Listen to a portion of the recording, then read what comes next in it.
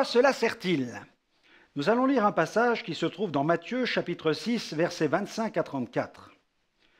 Jésus parle et il dit, « C'est pourquoi je vous le dis, ne vous inquiétez pas pour votre vie de ce que vous mangerez, ni pour votre corps de quoi vous serez vêtus. La vie n'est-elle pas plus que la nourriture et le corps plus que le vêtement? Regardez les oiseaux du ciel, ils ne sèment ni ne moissonnent, et ils n'amassent rien dans les greniers, votre Père céleste les nourrit. Ne valez-vous pas beaucoup plus qu'eux? Qui de vous, par ses inquiétudes, peut ajouter une coudée à la durée de sa vie?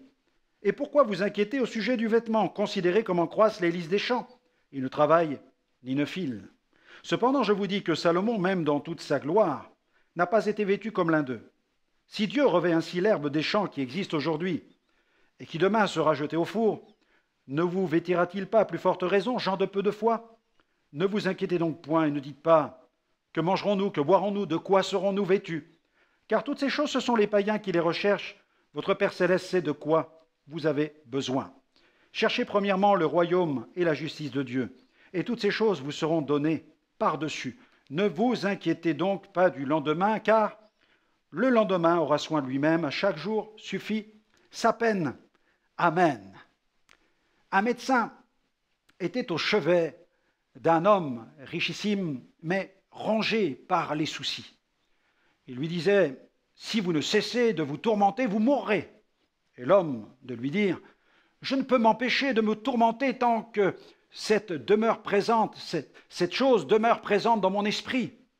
Je conviens que mes vives inquiétudes peuvent entraîner ma mort, mais il serait tout aussi difficile d'ordonner à l'eau qui est sur le feu de ne pas bouillir qu'à mon cerveau de ne pas travailler. » On se soucie tellement. On se soucie des enfants, des finances, de notre santé, de nos amis, du climat social, de notre avenir, de notre retraite, de notre vieillesse, du moment de la mort, de la vie après la mort, de l'avenir de la planète, de la paix dans le monde, de la situation des pauvres.